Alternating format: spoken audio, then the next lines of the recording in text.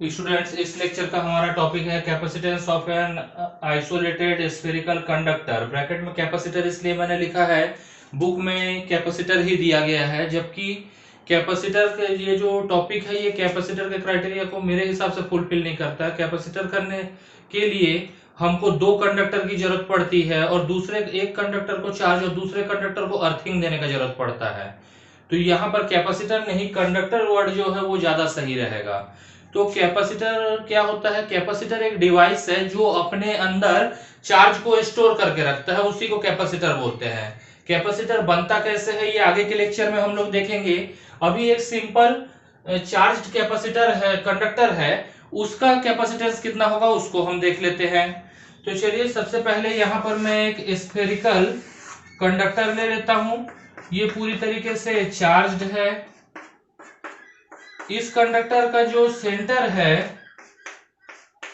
उसको ले लेते हैं O, और इस कंडक्टर का जो रेडियस है उसको ले लेते हैं R।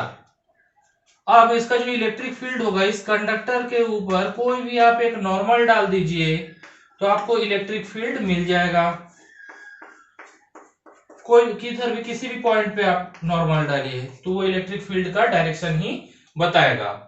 अब मान लेते हैं कि ये जो कंडक्टर है स्फेरिकल कंडक्टर, इसमें चार्ज है Q और इसका रेडियस तो है R, तो इसका कुछ ना कुछ पोटेंशियल भी होगा।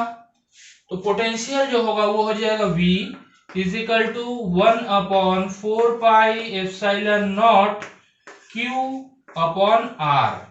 Q जो है वो चार्ज है और इस कंडक्टर पर है। अब by the definition of capacitance of a conductor आप जानते हैं C इज इक्वल टू होता है Q बाई V।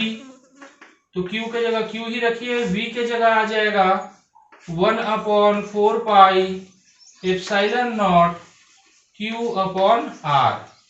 Q और Q हो गया कैंसिल,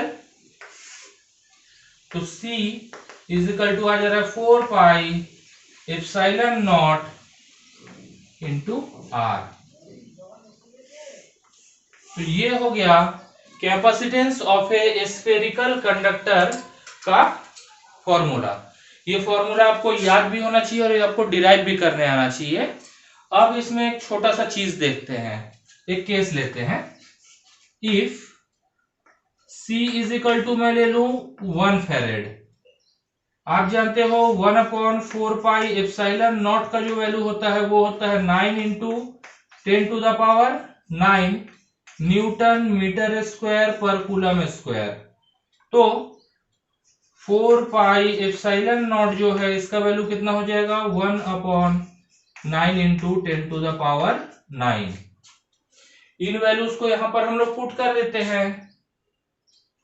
तो R का वैल्यू जो इस फॉर्मूला में देखिए, C के जगह मैं 1 फैरेड पुट करता हूं और 4 पाई एप्सिलॉन नॉट की जगह 1/9 into 10 to the power 9 put कर देता हूं। तो R के जगह कितना आ जाएगा? R के जगह आ जाएगा 9 into 10 to the power 9 metre.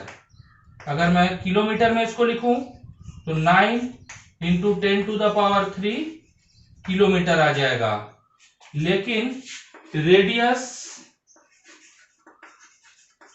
Of the earth कितना होता है? 6400 किलोमीटर।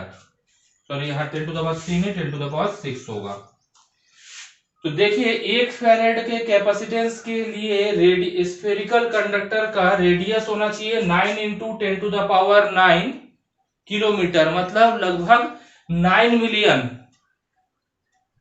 मिलियन किलोमीटर होगा, मतलब 90 लाख किलोमीटर। मतलब ऐसे में तो 1500 अर्थ का रेडियस मिला देने पे, लगभग 1500 अर्थ का रेडियस मिलाने पे जो एक बनेगा हमारा स्फेरिकल कंडक्टर, उसका कैपेसिटेंस 1 फैरेड होता है। इसीलिए मैंने बोला था कि 1 फैरेड जो है वो बहुत बड़ा यूनिट है। हम छोटे यूनिट्स का यूज करते हैं, pico farad, nano farad, micro farad, milli farad, छोटे यूनिट्स का यूज किया जाता है। अब क्या 1 फैरेड का हम लोग का कैपेसिटेंस वाला कोई कैपेसिटर बना नहीं सकते हैं? बना सकते हैं। उसी के लिए तो एक खास डिवाइस हम लोग यूज करते हैं जिसको कैपेसिटर बोलते हैं। यहां पर ये केवल कंडक्टर है, ये कैपेसिटर नहीं है। कैपेसिटर के लिए शर्त है कि दो कंडक्टर का हमको जरूरत पड़ता है, एक कंडक्टर चार्ज रहता है, दूसरे कंडक्टर पे इंड्यूस्ड इलेक्ट्रिक फील्ड जनरेट होता है, और दूसरा कंडक्टर जो चार्ज नहीं था जिसपे इंड्यूस्ड फील्ड जनरेट हो रहा है उसको हम अर्थिंग देते हैं। तो कैपेसिटर में ये पॉसिबल है, लेकिन एक नॉर्मल कंडक्टर 1 फैरेड का हो ये प्रैक्टिकली पॉसिबल नहीं है।